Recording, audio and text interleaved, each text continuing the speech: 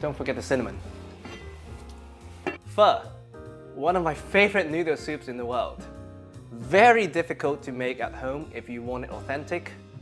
Today we're gonna cheat a bit with the help of a lovely piece of ribeye, some garlic, some spices, and store-bought chicken stock. 30-minute Hanoi style inspired pho. Let's go. Well, first, since we don't have 72 hours to simmer our beef broth, I'm using chicken bone broth that I bought from the supermarket.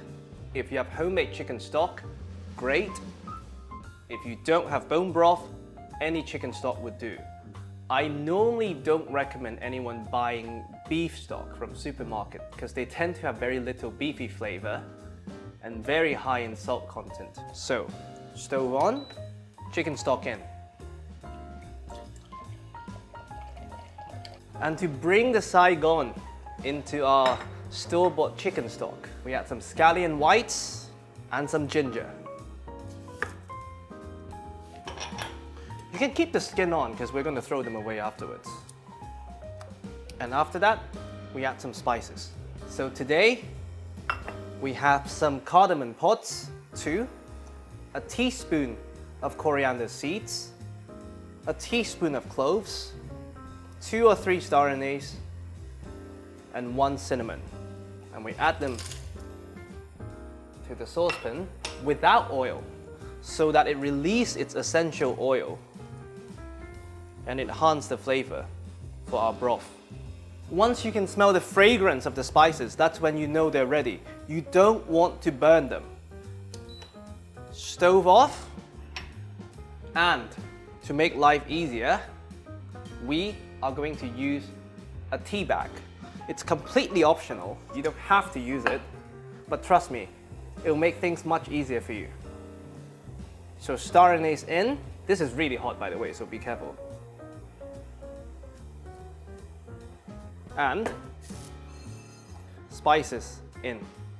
You tie this, goes into the stock pot, lid on, 30 minutes. Don't forget the cinnamon. Now, while our broth is simmering, we're gonna prepare the garnishes.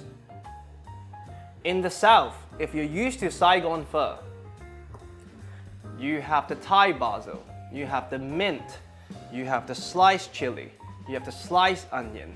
But the Hanoi style garnishes are normally just coriander and scallion and a bit of onion.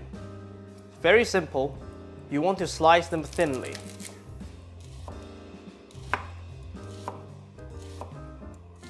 Adjust the heat and the green part of a scallion. There are many ways to do it. If you're confident with your knife skills and you have a sharp knife, I would slice it like this. Let your fingers guide you. This way you minimize bruising.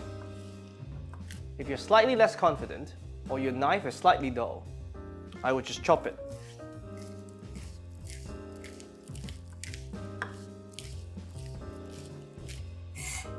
Again, let your fingers guide you. If you have no confidence at all, use a pair of these.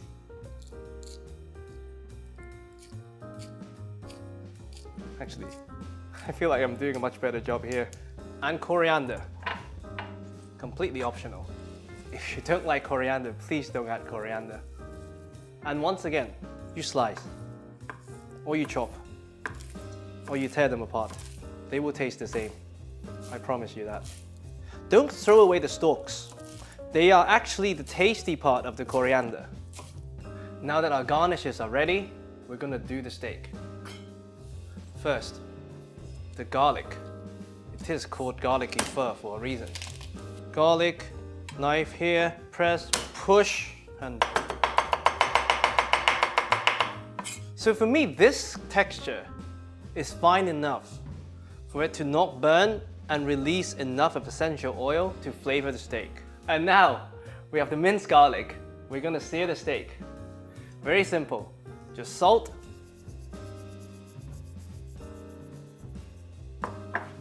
pepper, on both sides, of course. And you want a really hot pan. Now that our pan is kind of smoking, vegetable oil or any oil with a high smoke point. So please, please don't use extra virgin olive oil. It will burn. You want to lay the steak away from you to not splash. This is a sound you want to hear. You want to press the steak, well, with a spatula or with anything, to maximize the surface area that is in contact with the very, very, very hot pan, so that you maximize browning, which is a very clever way of describing Maillard reaction when protein reacts to high heat, which is what creates the meaty flavor. This is browning. And that's it. Off the heat, leave it to rest for 5, maybe 10 minutes, depending on when your broth is ready. Now that the steak has been rested, we take it out on the chopping board. Garlic in.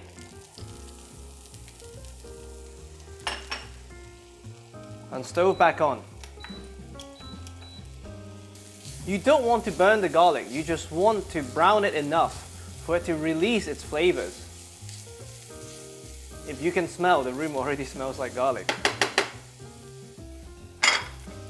And to go on top of that, we slice the beef. 45-degree angle.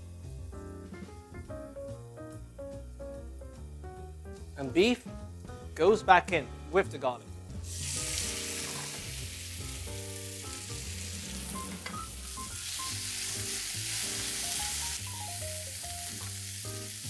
And that's our toppings ready.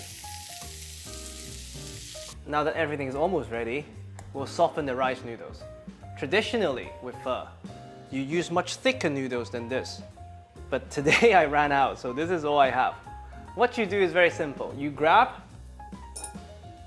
a sieve. You put the noodles on top of the sieve, and you just pour hot water to soften them. And now, we have the cheat broth. Store-bought chicken broth, spiced up by Vietnamese flavors. We will fish out our tea bag, our scallion whites, our cinnamon. Now to plate.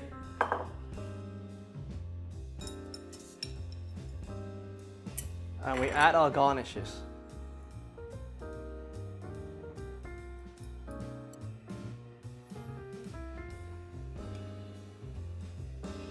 It's a personal preference how much garlic you like. And we ladle the broth. I always like way more broth than you think you need, because at some point you often run out. And finally, chopped coriander, if you like coriander, and chopped scallion. And there we have it. 30-minute Hanoi style garlicky beef pho. I hope you enjoy.